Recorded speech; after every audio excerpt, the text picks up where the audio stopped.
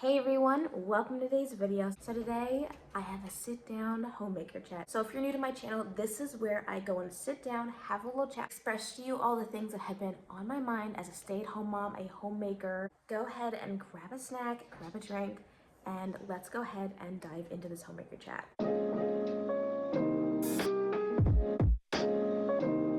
One of the things that has been on my mind for a little bit is date nights. Trying to figure out ways how we can get more date nights between me and my husband. You know, especially in this economy when eating out is really expensive, especially if it's something that I know I can probably potentially make at home. It can get really expensive. One of the things that I thought about doing was having a date night at home. Now, I'm sure a lot of people have done this, but I guess it just never occurred to me because typically when we go out on our date nights, we do like sushi. That's typically something that I always like to get because I can't make that at home.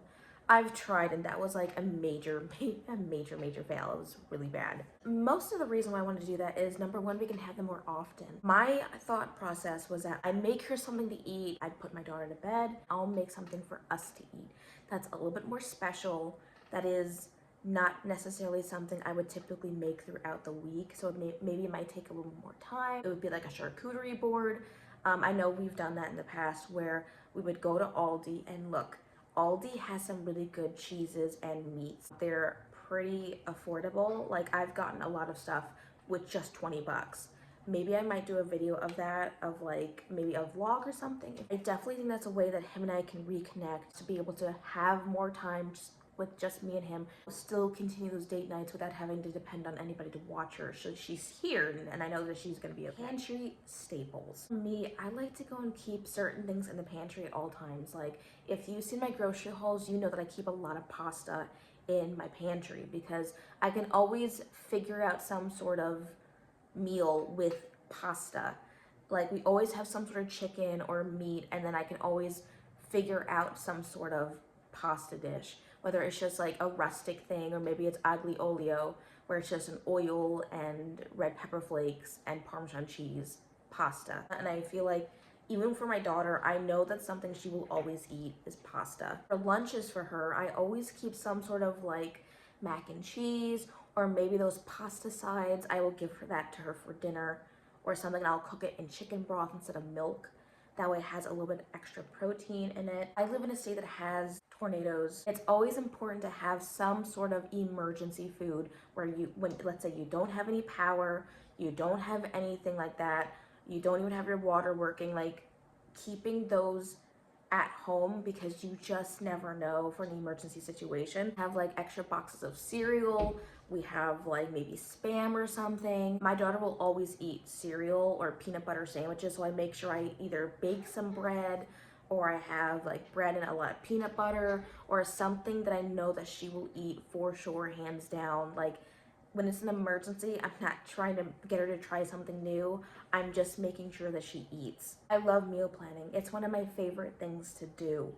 And I also hate it at the same time because the things that sound good when I'm planning my meals, when it comes to cooking them, they don't sound good. I thought I would have much more energy to go and also this is my cat. I've had her since high school. Yep. But yeah, she just likes to sit next to me. I'm currently at my kitchen table, which is why you're hearing like a squeaky chair. But she likes to be right next to me. I'm like her comfort and everything like that. So if you ever see her just poking her head, that's why. She's like a shadow for me. She just never leaves my side. It's very important to have healthy boundaries, not only with just your friends, your spouse, but with family and really close friends. And being able to tell them no. Being able to tell them, I'm not okay with this. And being able to say it in a way that's respectful and saying, hey, I understand, but I'm not okay with this, you know, and figure out either a middle ground or stand your ground on it. You know, you don't, just because you love somebody doesn't mean you have to agree with every single thing they say. You know, I feel like that's actually unloving, that if they're doing something that you know is going to hurt them, you're just like, yeah, okay, cool, do what you want. That's not loving. You can actually really hurt that person severely by just going along with whatever they want and not saying, hey, I don't think you should be doing this. This isn't okay. This isn't right. I find that very loving, and taking that stand and not going against them as in like working against them, but telling them, hey, what you're doing is not okay. This is going to hurt you in the end. Whether they listen to you or not, I mean, that's at that point, that's on them. You've told them where you stand, you told them your reasons why, and they don't want to listen. Just not listening to good sound reason. You can't help them at that point. You're just along for the ride at that point. Knowing when to say no to people is very important, and knowing when to tell them when they're wrong.